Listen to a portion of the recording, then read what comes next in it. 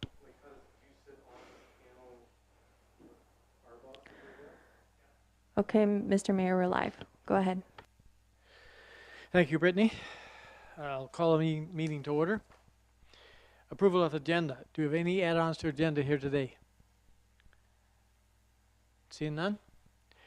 Someone to move to approve it. Moved by Peter, second by Barry. All in favor? It's carried. Declaration of interest. You can clear anytime you see fit during the meeting. Minutes of the previous minutes. A recommendation here that the minutes of the board meeting held on August 4th, 2020 be adopted. Moved by Barry, second by Peter. Any questions on the minutes? No discussion? All in favor? It's carried. We have no presentations. We have no delegations. Madam Clerk, there is nothing from the public on the public question period. Okay, we'll move right on. We're down to correspondence. Our first piece of correspondence is from the OPP Superintendent Commander, 2021 billing. Looks like our costs are going to go down 50%.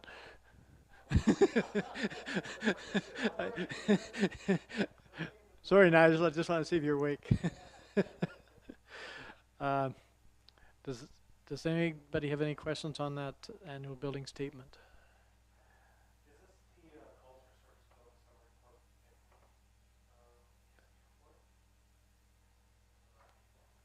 No, No. this is separate from the monthly report. This was sent directly from the superintendent. We get it every year.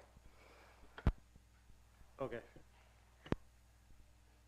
It's just a basically telling us the process has started and this is what they're going to do, and I hand over to our treasurer and to our clerk and wait. Okay. We'll just I guess. go ahead, Nigel. Is there anything from that billing statement I don't have it that you have any questions about that I might be able to? I have none. Peter?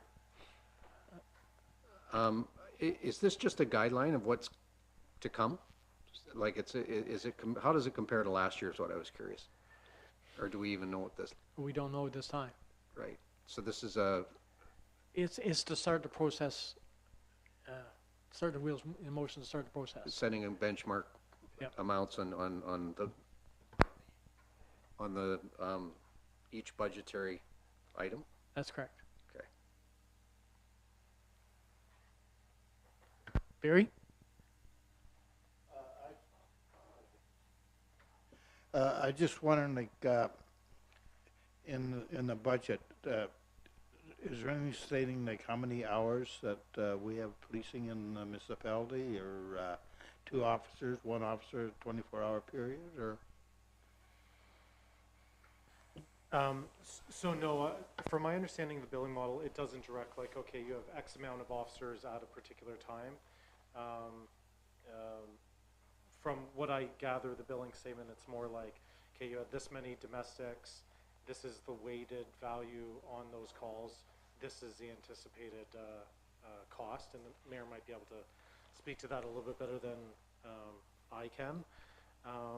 But if you're looking for like number of hours spent dealing with Georgian Bluffs occurrences, that's something that we can pull, and we have multiple systems in order to be able to do that. And which we most generally get to at our, when the commander brings a report. A lot of times we get that information in that report. Okay? So there's nothing else on that. I'll move on to the agenda then. We're down to reports and recommendations. Detachment Commander's report, and I take it, Nigel, you were going to give that report? That's correct, and for, I know we discussed a little bit earlier, but I guess for the benefit of our internet audience, if there is any there, but a bit of an update. So our detachment commander, Acting Inspector Paul Chalmers, he's on vacation this week. Staff Sergeant Terry Ward, who is one of the operations managers with Grey Bruce Detachment, he is in an acting detachment commander stint in Wasaga Beach, Roni West Detachment. So I am acting in Terry's spot, so that kind of brings me here today. And of course, if you have any questions about kind of the organization and the changes that you're seeing locally, just feel free to ask. Yeah. So do they usually, they just kind of go through the report, and as questions come up, we'll Just a discuss? highlight over would be fine, Nigel. Okay. So this report is for, I think I saw July and August. So July and August, we obviously are peak months. We have media relations reports that has to do with the amount of reports that our community service officer, sorry, our community safety officer sends out. Number of ride areas, hours to date. As you can see, July and August, August is quite low with only 5 hours, July of 35.75. Usually when we see a big drop in that, it usually has to deal with officers or with calls for service and ad occurrences. So to do some of that proactive stuff is more difficult. And of course, we're kind of entering a season now where we're going to be within the festive ride season, so those hours are going to go way up. The arrests impaired by drug, 5 to date in Georgian Bluffs, 1 in August, none in July. COVID-related occurrences, so 56. That's for the total. As soon as COVID struck, we started, and they entered new legislation. We were getting a lot of those phone calls in April, but everything's pretty well been winding down in that sense with us getting calls. And a lot of those calls are referrals to public health, or if there's a municipality that has bylaw that deals with it, then that will do that. But oftentimes, if somebody has a COVID concern, they immediately go to police, and then we refer it to there where it needs to go.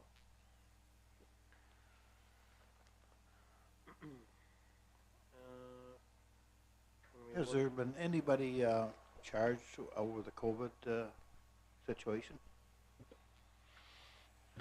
A couple weeks ago, I had a meeting with Grey County Emergency Control Group, and when I pulled the stats, I think we had a total of 28 charges. That's for all of Grey Bruce detachment.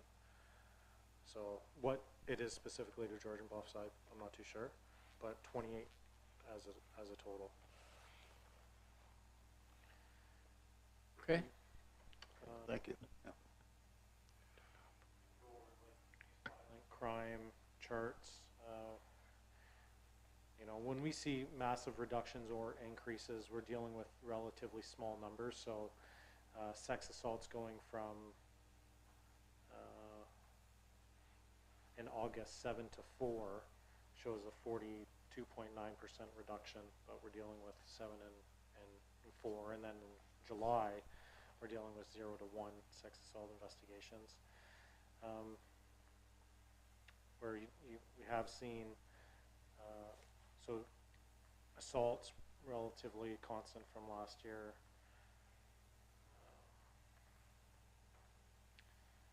So I don't need to really kind of go line by line there, but even the property values where we are seeing a big increase, but again we're dealing with 1 to 4, is having possession of stolen property. Theft under occurrences are up. And actually break and enters are up pretty significantly, 12 to 22 in August. And I can't think of specifically why August would show such a high period for domestic or break and enters. Look at the clearance rates, relatively stable from previous years, and then when we get into the calls for service billing summary report. If you want to take a look at that, and if there's something that kind of jumps out, I can maybe discuss that. Okay. Does anyone have any questions of Nigel on those reports? Peter? I see you got they seem to be a lot of suspicious vehicle reports in the, can you tell us a bit about that? Do they usually lead to, it was not a big deal, or is that, they're just people calling these in and they don't know who it is, so they just call the police? It's a mix of just, I don't know who that is in my neighborhood, so I'm calling police. But I found like most times if somebody's calling in a suspicious vehicle, there's probably something to it.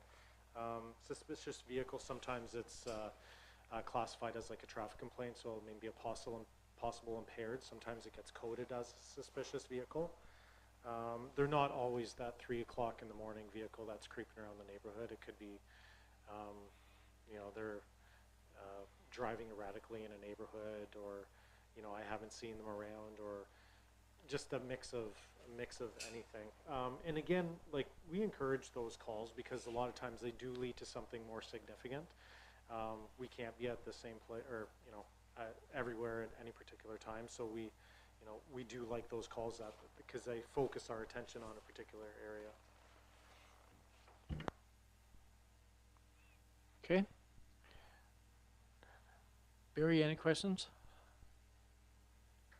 It's fine, thank you. Nigel, how has the COVID in general been affecting the OPP? Completely different way of doing business and so on? Yeah, a lot of time, yes and no, really. When COVID struck, so like our March, April, May, we did see a reduction in calls for service, but now we, as you can see through the billing summary, we're like right back to previous levels. And I think I read for the year we're about 4.5% down in calls for service, but we're 10% up in arrests. This is across Grey Bruce Detachment. So I'm not too sure. It's a weird year for everybody, Yeah. and to having that kind of spike, I don't really get it. But in terms of like internal organization structure, like we a lot of things, it's just business as usual. Of course, we have 7-day-a-week cleaning at all of our facilities, enhanced cleaning. Our cruisers, every officer has cleaning materials, so before they go out for their shift, it's sprayed down, it's weight, and then they can enter it.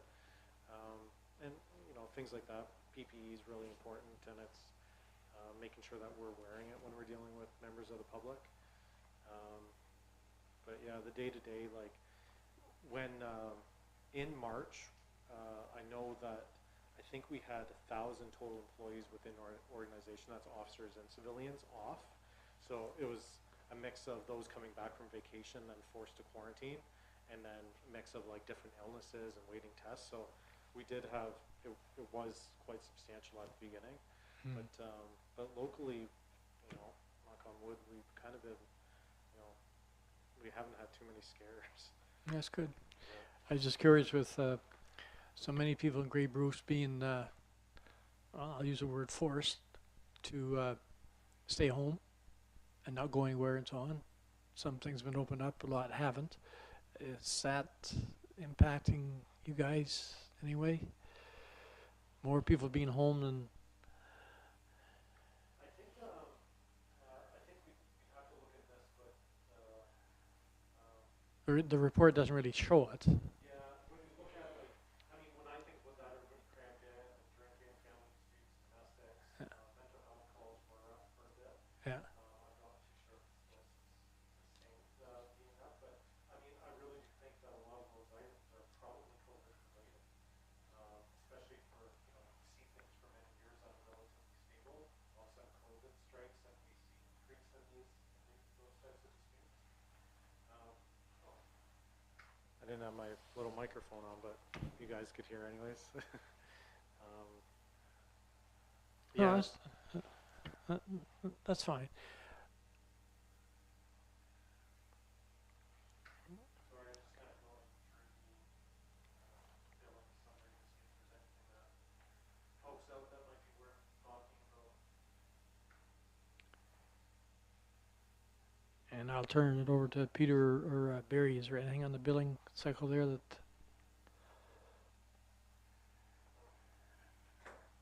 as far as the question,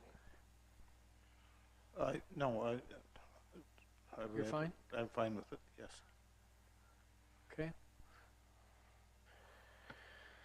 You're just doing a fantastic job, Nigel. Like, you get through the report and hardly any questions.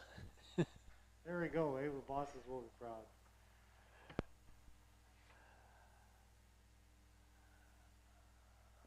Okay. It does look like, just looking at the motor vehicle collisions, when I look at those hours, so 278 weighted hours for 2020, and then same period, 394. So that's almost 100 weighted hours less, which is kind of surprising in my mind because I thought there was more traffic up and around this area and going through Georgian Bluffs and up the Yeah. peninsula and around. So you'd think that we might have experienced a higher volume of that, but maybe there was just the beginning of the year, like that March, April, May, where more people were staying home. We weren't getting those occurrences. Okay.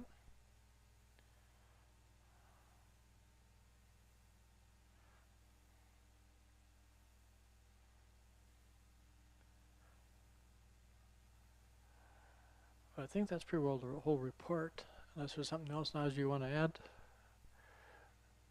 Barry, Yeah. you- Oh. Go ahead, Nigel. Sorry, yeah, just looking through it. Nothing really pokes out as too significant to me, at least right now. I've done the motor vehicle collisions. Let's see here. I guess never like to say, but if you look at the sudden death occurrences, it does look like those are up. So sudden death, natural causes, the weighted hours are up. The suicide are up. Drowning up. And then the sudden death others are up as well. So across the board, and accidental. So any of the death occurrences are up from last year. Okay.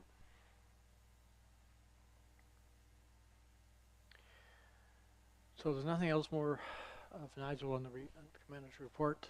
We'll move on. We're downtown, finished business. Sorry, Mr. Mayor, there's a motion to accept the commander's report. Okay. Moved. I just have to read it. The detachment's commander's report for July and August 2020 be received for information. Moved by Peter, moved by Barry, second by Peter. All in favor? It's carried. Okay. No unfinished business, no business.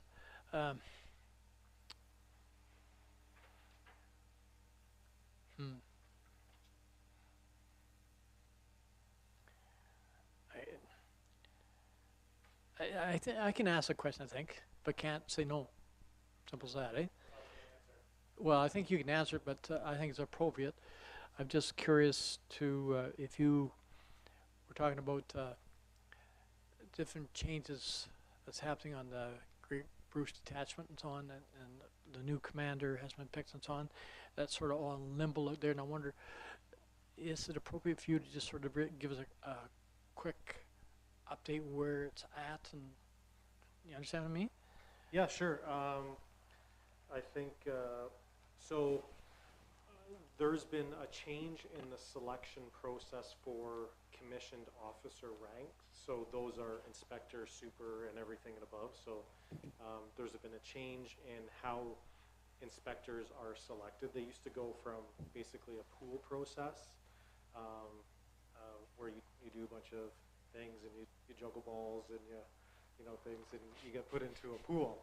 And then once I guess you were interviewed from that pool, and then you were selected into the job. So they've revamped that process. We have a relatively new commissioner. So with the new commissioner, there's a new change in the process. And so that process has been solidified. It's been rolled out. Candidates have been, if they're interested in being an inspector or commissioned officer, they've engaged within the process already. So what that tells me is that as soon as that closes, that new process, that they are very close to filling the vacancies that we have.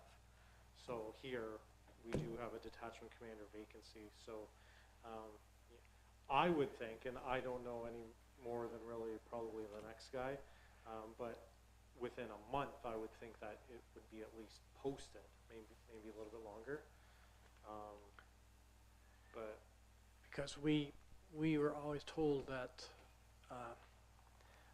once that process is done and there's a list of candidates for the position, that the board chairs in our zone would be part of the interview process. right. And that's why I was asking that I question. think that remains the same, as far as I know, is that members of, or chairs do still have a say in that process.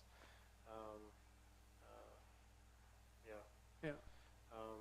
And then, what else was I thinking on that one? Like, Yeah, because we've had the vacancy, Martin Murray, previous detachment commander. Yep. He's been off the books since August 31st officially. So they're waiting for that new process to get rolled out and, get the selections done. So I think we're close, at least locally. okay. And the other change, just sort of part of that, is that before COVID came in and started, there were some great changes that are coming about on police service boards, eliminating, join them together, and so on and so forth. That sort of slowed down until I think it's because of COVID. We've all, the three of us, have attended different meetings and zone meetings and so on that are hot and heavy to get going, but it just seemed to die. Having like a joint police service board. Well, there was a at the zone meeting, for instance, they talked about they're going to amalgamate a lot of zones together Oh, and eliminate a lot of police service boards. oh. And it sort of went dead. It's just, haven't heard any more about it. You, Peter? Barry? Well, We haven't had a zone meeting or anything to even talk about it, to even know where it's at. That's where we're trying to get our information. I wonder if that comes from changes in the Police Service Act coming down the tube. Yes. So when that is, I don't know, because in terms of like being on the road, like a road officer, I don't know how much change that's going to affect, but I would think that we would be notified if, when that's actually, I think that it's passed and everything, hasn't it, the new Police Service Act? I'm not too sure, anyway. Any comments, Brittany, or where that's at, or no? No. No, I'm just curious. It was hot, and I attended a meeting over in Aurelia. My other partners couldn't make it because it was snowing. But anyway, I drove over in the sunshine and attended. It was No, I important. did not. Anyway, they were really hot and heavy about it getting going, and then it just stopped. Hmm. I'm just curious. Yeah, I mean, and forgive my ignorance, but I thought there was already something joint, like Georgian Bluffs, Chatsworth, Southgate, Great Highlands. Didn't you guys have like one sort of joint at all at any period of time? Oh, The commander, Martin Murray, he had us all together have a conversation Okay. down at his, but he done that himself. got you. Okay. And All right. but it wasn't really officially. He just brought us all together. Okay. And that's what I'm thinking because, yeah, from like my perspective, and it's not a detachment commander perspective or whatever. I do feel like there's, more power in numbers having. Although I can understand how maybe a smaller board might, feel like you're losing autonomy by coming into the greater group. But I feel like a bigger group, maybe with larger resources, can really push through. See, we're section 10, Yep. and a lot of them were section 5, and that's where all the problems were coming from. But anyway, I'm just curious where it was at. We'll probably have many conversations in the near future about it. And from what I hear, like there will be no contracts or non-contracts in the future That's right. with the Police Service Act. So how that affects things with police service boards, it'll be interesting. Be curious, because there's training involved in it and everything else, but it's coming down the tubes. Okay. Well, just to comment on that, I had a talk with the mayor of North Bruce Peninsula, how it was going to change the services. and they have no word of that's ever going to happen. So he was quite shocked when I was telling him about it. So I don't know where it's going to go from there. I mean, I don't think like, I guess, not really knowing that new change too well, but I don't see how it affects, like services too much, like whether, like under the new Police Service Act where they're getting rid of contracts entirely. Because if a municipality wants an enhancement, I guess they'll be able to have it without a quote-unquote contract. See, our biggest worry was that, for instance, in Jordan Bluffs, we have a very small police service board with no budget, nothing, because it's, you do that yourselves. And our worry was that we wouldn't have any representation on this new board. That's where the iffy part come in. Right. But it'll come out in the wash. Yeah. Yeah.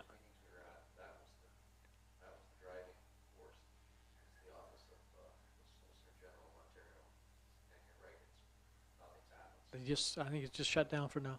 Yeah, I think it would be a tragedy if some of the lower, the smaller boards were not, you know, had a say within these, you know, zones or whatever. Because if you look at like the OPP generally, like smaller boards in municipalities are our bread and butter.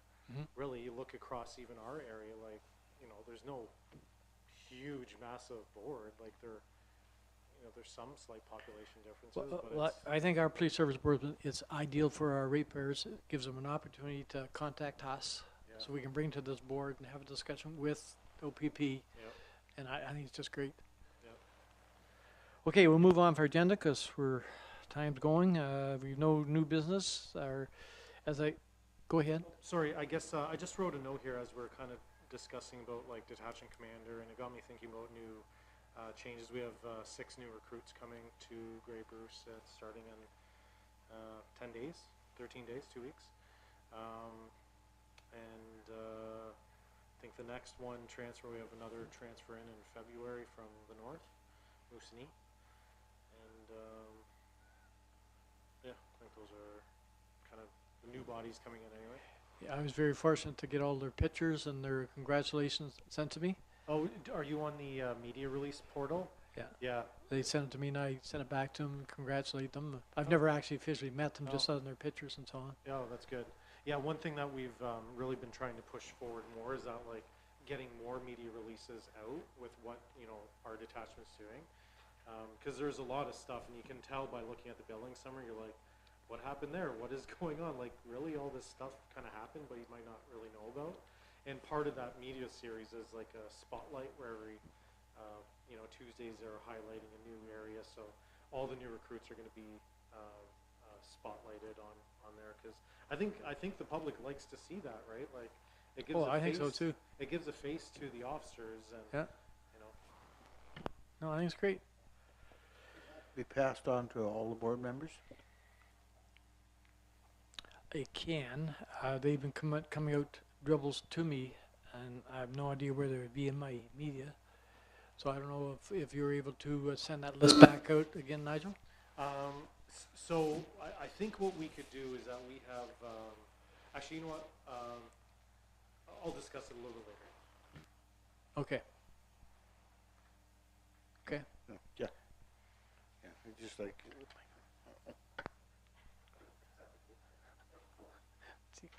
Okay, so that's it. Our next meeting, as we said before, we do have one scheduled for December 8th, but I think we will cancel it, but leave it at the call of the chair. Unless the board has a different opinion. Barry, Peter, comment?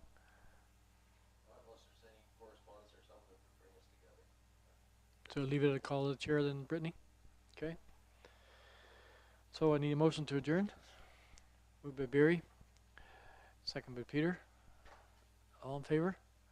We're now adjourned.